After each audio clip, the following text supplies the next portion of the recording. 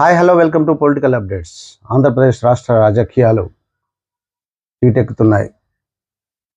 ఎలక్షన్లు కొద్ది దూరంలో ఉన్నాయి, అయినా కానీ ఇంకా అభ్యర్థులను మారుస్తూనే ఉన్నారు. ఏపీ పిసిసి అధ్యక్షురాలు వైఎస్ షర్మిల గారు సంచలన వ్యాఖ్యలు చేశారు. ఏంటంటే, హంతకులు చట్టసభల్లోకి వెళ్ళకూడదు, అందుకే నేను కడప నుంచి పోటీ చేస్తున్నానంటూ సంచలన వ్యాఖ్యలు చేశారు.